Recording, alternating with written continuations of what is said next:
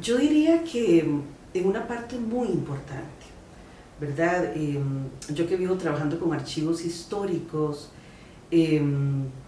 bueno, ahora tenemos el caso precisamente de Beatriz Kunzi, que está en Limón y está enfrentando a la comunidad de Limón a fotografías que ella hizo hace 40 años, ¿verdad? Y es muy interesante ver cómo la gente reacciona precisamente ante eso. Personas que ya no están, su propia transformación física, la transformación del espacio, ¿verdad? Y eso ha ocurrido siempre cuando uno enfrenta a las comunidades a su propia memoria visual, fotográfica. No es lo mismo una pintura, no es lo mismo una ilustración que la fotografía, que bien que mal sigue teniendo como esta cuestión de la evidencia, ¿no? Ese edificio estuvo ahí. Y en un país como el nuestro que olvida muy fácilmente, ¿verdad? Que se botan los espacios, los edificios, las casas, que se cambian los lugares, es muy fácil olvidar que hubo hace 10, 20, 30 años. De hecho, a veces uno pasa por lugares que uno dice, uy, ¿qué había aquí? ¿Verdad? Y tal vez la última vez que pasaste fue hace 3 años. Entonces la fotografía está constantemente recordándonos qué lugares habían, cómo eran esos lugares, cómo eran los espacios, cómo era la gente, cómo se vestía, ¿verdad? Entonces está constantemente recordando y deconstruyendo y a la vez reconstruyendo nuevamente esa memoria, que a veces parte de una memoria privada, familiar, pero que llega un momento en que esa incluso memoria familiar se vuelve una memoria colectiva. Pues eso sí, entonces todas estas evocaciones sin duda tienen un impacto en lo afectivo, ¿cierto? De las personas, de la comunidad que recuerda. En ese sentido, ¿cómo es que pensás vos que afectan las emociones evocadas por las fotografías a nuestra comprensión de la historia? Hay de diferentes lugares, hay gente que tiene este sentido de la añoranza, ¿no? La añoranza constante del pasado. Uno lo ve, por ejemplo, en las páginas que hay sobre fotos históricas de Costa Rica en las redes, ¿verdad? Los comentarios de la gente. Claro, yo recuerdo ese espacio, yo recuerdo a esta persona, yo recuerdo, me acuerdo cuando, qué lástima que, qué bonito era el tiempo de antes, ¿verdad? Tenemos una constante nostalgia, como dicen los brasileños, una saudade, ¿verdad? Que es algo que va más allá de la añoranza, del recuerdo, ¿verdad? Que es algo que nos afecta emocionalmente, sobre todo porque de alguna forma la vida en Costa Rica ha cambiado mucho, ¿verdad? Hemos pasado de círculos familiares muy grandes, de barrios donde todo el mundo se conocía, ¿verdad?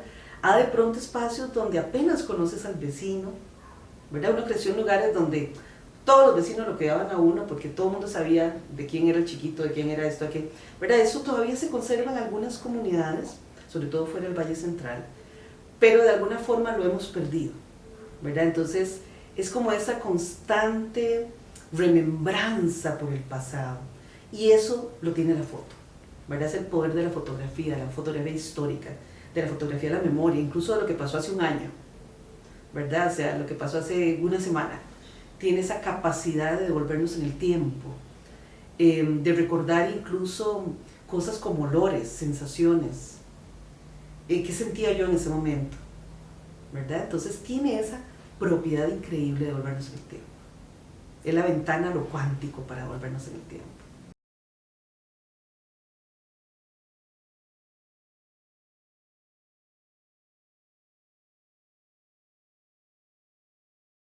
No hay para mí ninguna división o separación entre mi vida, mis experiencias personales y el trabajo fotográfico, ¿verdad? Son una y la misma cosa. O sea, de hecho yo siempre le digo a mis estudiantes, uno no puede fotografiar lo que no ha vivido, uno no puede experimentar las sensaciones, la vivencia externa si uno no ha pasado por ese proceso, ¿verdad? Es como la fragua, o sea, para que esa herramienta tenga filo y corte, tenés que haber pasado por la fragua. No puedes hablar de la guerra si no has vivido la guerra, si no has sentido el olor de la muerte, si no has sentido una quemadura en tu cuerpo, ¿verdad? Entonces, la foto es, yo creo, y el arte en general, ese espacio que nos permite, de alguna u otra manera, desdoblarnos en el arte. Y en mi caso, pues la foto, yo tengo varios tipos de fotografía, tengo la parte de fotografía de registros documentales, que es parte importantísima de mi vida, que tampoco lo puedo separar de mi vida, y que de hecho, de alguna manera, motivado un poco el lenguaje visual, esa manipulación de mis imágenes para que parezcan más antiguas de lo que realmente son. Entonces hay una influencia también de los archivos históricos en mi propia fotografía, pero definitivamente yo puedo leer mis imágenes a partir de mis vivencias. Todo lo que he vivido en mi vida, lo bonito, lo fuerte, lo doloroso, está reflejado en mis imágenes. Entonces son una y la misma cosa. Las fotografías pienso que son de alguna manera la piel de mi alma.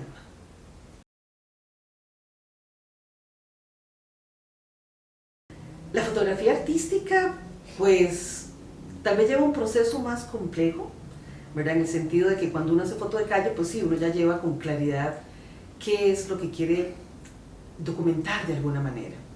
La foto artística implica un proceso complejo a nivel de construcción conceptual, y no es que la foto de calle, la foto documental, la foto publicitaria no lo tenga, ¿verdad? Pero por lo menos en mi caso, a veces yo llevo procesos fotográficos que pueden durar años, ¿verdad? Para poder llegar al lenguaje que yo quiero, a lo que estoy buscando decir de alguna manera, al constructo que uno va haciendo de sus propios símbolos, de los propios elementos, en mi caso el manejo de la luz, ¿verdad? Que va a ser sumamente importante. O sea, la luz siempre está presente en toda imagen porque es la herramienta con lo que trabajamos. Así como el pintor tiene el óleo, el acrílico, nosotros tenemos la luz. Pero en mi caso la luz es el tema total de la imagen y cómo esta toca las cosas, ¿verdad? Hay una cosa ahí, si queremos hablar de algo mágico o espiritual, en la forma en que la luz incide sobre las cosas en la oscuridad. Entonces, claro, hay todo un proceso ahí de investigación histórica, teórica, filosófica, poética, ¿verdad? Que tiene que ver con la forma en que yo quiero narrar lo que quiero que el espectador además vea, porque uno no hace solo fotos para uno, ¿verdad? Hay una cuestión en la fotografía que se cumple o se cierra el ciclo, así como cuando el escritor termina su texto, ¿verdad? Y es para que se lea, aunque muchos lo guardan. Finalmente es la última conexión de la imagen, lo que le da sentido a esa imagen es la mirada del otro, ¿verdad? Y es muy hermoso cuando la gente viene y dice, sentí esto, porque uno dice, logré completar o logré llegar con esta narrativa visual al espectador y a lo que yo quería decir.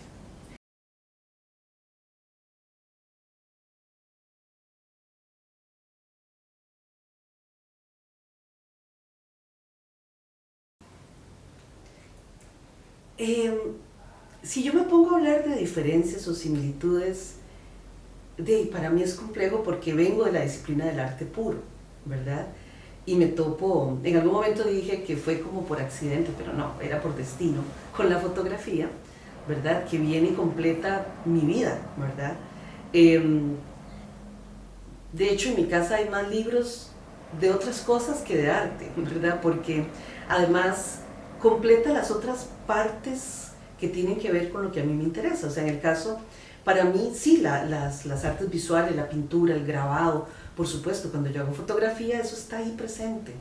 El contraluz, el carboncillo, las texturas, todo va a estar presente ahí. El grabado, la química, el volumen, todo va a estar en mi fotografía.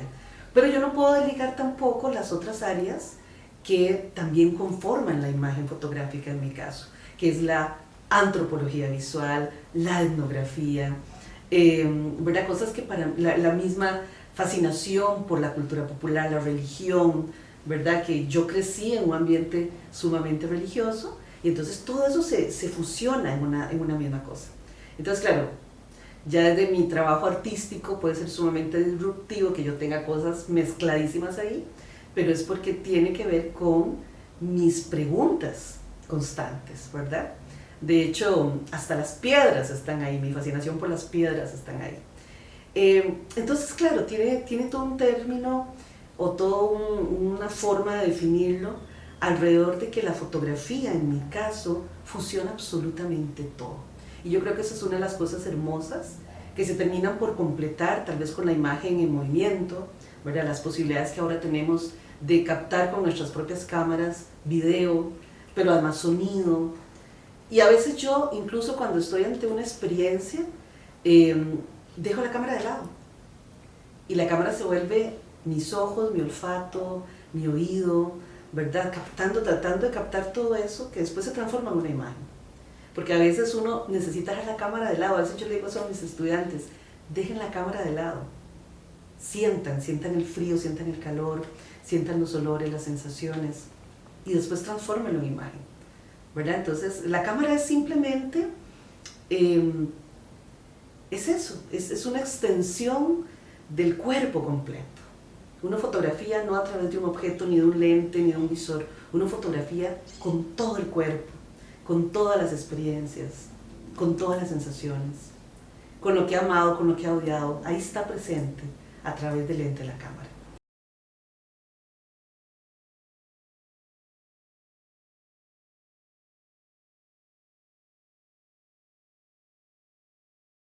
Bueno, es que yo nací en la cultura popular.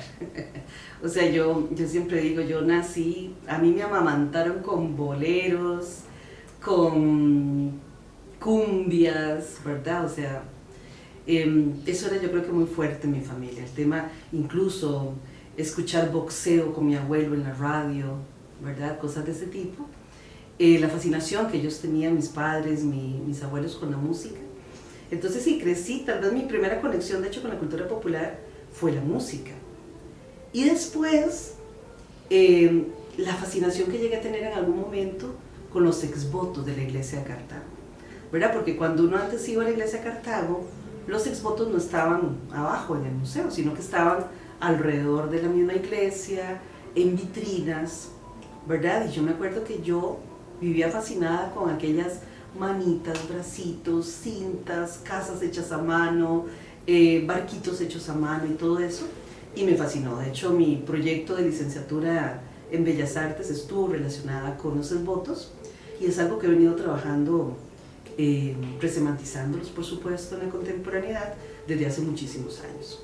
Pero de por sí la cultura me fascina. La cultura popular para mí, que vengo de una formación más artístico-clásica, más académica, más teórica, ¿verdad? Siempre pienso que la cultura está compuesta por un 90% de expresión popular y un mínimo por ciento de expresión más culta o teórica. Por lo tanto, bueno, mi fascinación con la cultura popular me ha llevado a investigar la gráfica popular, las expresiones de la cultura popular religiosa, y aunque, bueno, por cuestiones de pensamiento contemporáneo y por filosofías de mi vida, estoy cercana también a otras formas de pensamiento. Sí me encanta y visito siempre que viajo mercados y me conecto como con las expresiones de la gente, la forma de decorar los hogares, ¿verdad? Las artesanías, todo lo que tiene que ver con la expresión de la gente normal y corriente. Eso me fascina, me encanta. Y ha alimentado 100% también mi trabajo. Estoy totalmente conectada, y trato de enseñar eso también a mis estudiantes, que se conecten también con esa otra parte de la cultura, y ¿verdad? Que no hay una diferencia. Además, la cultura popular es algo que está vivo, que está en transformación constante. No es algo que vemos simplemente en una vitrina, en un museo. Es algo que es totalmente vivo, que se alimenta de muchas fuentes, y creo que eso es lo que me fascina, ¿verdad? Que se puede leer desde muchos lugares, y que está vivo constantemente, que siempre logra despertar en mí el asombro, que es algo que pienso que es una fuente riquísima para el trabajo artístico también. A músicos populares, gente que no tiene conocimientos musicales, pero, ¿verdad? Desde las expresiones de la música son capaces de decir muchas cosas. Por lo tanto, también desde las artes visuales encuentro esa manera hermosa de expresar. Tal vez no sabes dibujar, no tienes una academia, pero entonces tratas de comunicar algo a como quede, y en ese como quede hay muchísima belleza también. Entonces, claro, puedo mencionar desde mi fascinación por los músicos que acompañan desde pueblos a San Ramón Nonato, ¿verdad? Donde vamos viendo esas expresiones, esa gente que toca su guitarra, su acordeón, ¿verdad? Que tiene una sonoridad única y particular, alrededor de una fiesta además que es absolutamente maravillosa. profana en todo sentido, ¿verdad? Esa mezcla entre lo religioso y lo profano, porque finalmente es una alegoría a la vida, al nacimiento, ¿verdad? A los natos, a los no natos también, a las mujeres embarazadas que piden por su hijo. O la fascinación por el Cristo, el Señor de las cintas en Cod de Cartago, que es este tema del color, de la simbología del color, de la belleza, ¿verdad? Que se vuelve toda una experiencia antropológica alrededor de una expresión tan religiosa en esta zona, pero que tiene tanto de atrás, ¿verdad? O sea, que nos podemos remontar muchísimo más atrás a las expresiones de la cultura en la colonia, o incluso más atrás, ¿verdad? Los mismos esbotos a las devociones que tenían en Grecia hacia la deidad Asclepio, ¿verdad? Y puedes ir haciendo todas esas conexiones, y yo creo que lo que más no sé, me motiva de estudiar la cultura popular es las conexiones que uno va haciendo, porque finalmente todo se conecta. Pensamos que las cosas religiosas están aisladas de otro tipo de expresiones, pero finalmente absolutamente todo se conecta. Y lo que me fascina es encontrar esas conexiones.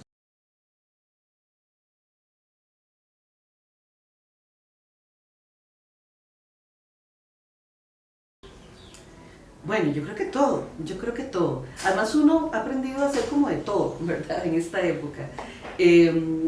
Yo pienso que le doy gracias completas al universo de haberme conectado con la fotografía, estudiando pintura, que fue en lo que yo me gradué en Bellas Artes. Pero claro, en pintura además tuve la oportunidad de trabajar en grabado, y el grabado me va a llevar a la foto.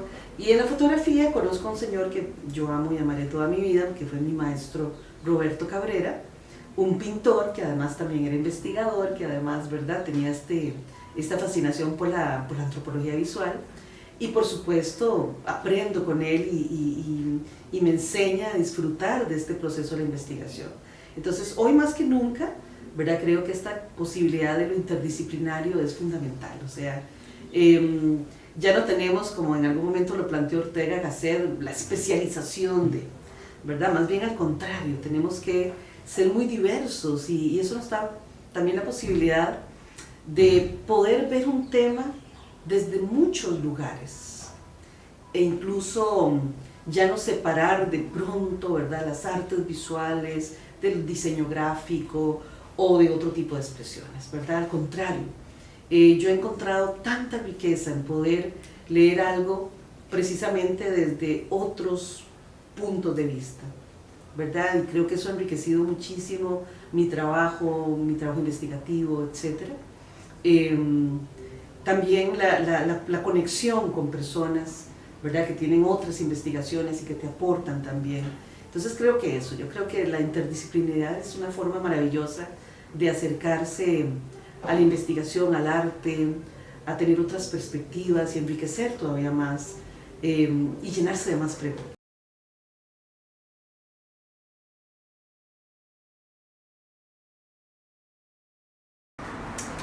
Sí, bueno, la pieza que estoy trabajando ahora, que se titula La Fiesta, surge precisamente, sí, hace 20 años, 22 casi, cuando estaba haciendo mi maestría en Estudios Teóricos del Diseño. Y bueno, estábamos planteando en aquel momento en un curso de diseño diferentes formas de abordar una temática de diseño. Y a mí se me ocurrió en ese momento algo que de por sí todavía me ha fascinado, que es el tema de la máscara. De hecho, es muy loco porque cuando yo recuerdo la máscara, yo recuerdo el miedo que yo le tenía a la máscara, ¿verdad? Y en algún momento, cómo eso se desacraliza para mí, siendo muy niña, podía tener unos 4 años tal vez. Entonces, bueno, quise retomar la máscara, que es algo que me fascina, es algo que he venido documentando hace mucho tiempo, esa relación tan interesante entre las fiestas, como lo conocemos nosotros, ¿verdad?, de las mascaradas y la cimarrona, con el tema religioso, ¿verdad? Y creo que fue a partir precisamente del arte religioso popular que me fui acercando más todavía al tema de la máscara. Claro, 22 años después, llevo más o menos algo parecido, recuperando fotografías sobre máscaras en Costa Rica. 20 años después, retomo entonces el tema de la mascarada, pero con 20 años de investigación recuperando fotografías de máscaras. ¿Por qué? Porque una de las cosas que a mí me intriga muchísimo es por qué en Costa Rica no tenemos, como el resto de América Latina, de Nicaragua para arriba y de Panamá para abajo, incluyendo parte del Caribe, una representación de máscaras, de tradición de máscaras desde la colonia como en el resto de América Latina. ¿Verdad? Para mí es una constante, una pregunta. ¿Por qué nuestras mascaradas son diferentes? ¿Por qué no tenemos una relación, verdad, con otras tradiciones alrededor del Corpus Christi, etcétera? Entonces, bueno, empiezo a encontrar fotografías antiguas, referentes visuales también en periódicos antiguos, etcétera, de máscaras, de máscaras. Y entonces, claro, empiezo a encontrar que efectivamente sí en Costa Rica tuvimos máscaras de sedazo, máscaras de madera, rituales muy parecidos a los que se daban en América Latina, tal vez en una escala menor. El proyecto de la fiesta, que es el nombre que lleva esta pieza, que es un objeto, ¿verdad? Estoy con la parte de arte objetual que me gusta mucho también, aunque la gente me conoce más desde la parte de fotografía. Es un proyecto que surge realmente hace 22 años, más o menos por ahí, cuando yo estaba llevando un curso de diseño para la maestría en estudios históricos del diseño, ¿verdad? Que termino en la Universidad de Veritas. Y en ese curso nos pedían abordar un objeto de diseño desde diferentes lugares. Yo escogí la máscara porque a mí la máscara es algo que me encanta, que he venido trabajando con ella desde hace mucho tiempo, que tiene una relación con mi infancia, un poco de trauma al inicio, pero después de fascinación. Que incluso después tiene que ver con haber trabajado en el taller de un imaginero en mi adolescencia. Pero bueno, el tema de la máscara siempre me ha fascinado. Y una de las cosas que más me había intrigado desde ese momento era por qué en Costa Rica no teníamos una tradición mascarera como antes, ¿verdad? ¿Por qué era tan diferente nuestra mascarada, la relación nuestra con la cimarrona? ¿Y por qué estaba tan disociada del resto de América Latina? ¿Verdad? Esa relación de las máscaras, de los diablos, qué sé yo, los diablicos sucios de Panamá, con las mascaradas de Nicaragua y de Venezuela y del resto de América Latina, de México. Y bueno, ese primer intento de esa pieza, que realmente no tuvo nombre, pero era una pieza donde había una giganta y en la falda de la giganta iba un montón de muñequillos tallados en madera, eran parte de estos diablillos, muy sencillos porque precisamente el acercamiento a la cultura popular me lleva a que los trabajos no sean tan elaborados, sino que más bien se acerquen un poco a la factura sencilla de la artesanía popular. Entonces eran puros animalillos así, con carillas de diablos, cabezones, y cosas que eran como parte de la mascarada, pero más contemporánea. Preguntándome el por qué no había mascaradas en Costa Rica, empecé a buscar información en archivos históricos, revistas ilustradas, periódicos ilustrados, fotografías. Y precisamente empecé a encontrar en el lapso de estos 20 años o más imágenes que sí me evidenciaban el uso de máscaras de sedazo como se usa en Nicaragua, en México y en América del Sur, enmascaradas en Cartago, en Costa Rica, en Alajuela. Me empecé a encontrar máscaras de madera, de hecho el Museo Nacional tiene dos piezas muy interesantes, y empecé a ver una gran cantidad de cosas que se fueron transmutando a lo largo del tiempo en la mascarada contemporánea, pero que eran parte fundamental de la máscara costarricense. Tal vez por cuestiones de poblaciones tal vez un poco reducidas, de comunidades originarias en el Valle Central, o por, no sé, ¿verdad? Prohibiciones en algún momento de la iglesia con respecto a cierto tipo de actividades como las prohibiciones de la pasada en los años 40 en Cartago, mucho de esto se fue eliminando. Pero bueno, ¿cuál es mi sorpresa cuando empiezo a encontrar fotografías en Guanacaste, en Limón, ¿verdad? En Punta Arenas, donde hay orígenes de máscaras de este tipo. Empiezo a investigar un poco más y entonces me doy cuenta que de pronto la mascarada también no surge necesariamente en el Valle Central, sino en Guanacaste, ¿verdad? Esa relación, la cimarrona, la palabra misma de origen afro, ¿verdad? Guanacasteco, cimarrona. Y entonces, claro, se me hace la cabeza una bola y empiezo a darme cuenta que la tradición de la máscara en Costa Rica es mucho más rica de lo que nos imaginamos. Y precisamente la pieza, la fiesta, que está siendo reelaborada para esta exposición en particular, Lo que estoy tratando es de contar un poco la historia de la mascarada en Costa Rica a través de esos referentes fotográficos, de esas ilustraciones en periódicos de principios del siglo y de los referentes que tenemos incluso de piezas prehispánicas costarricenses.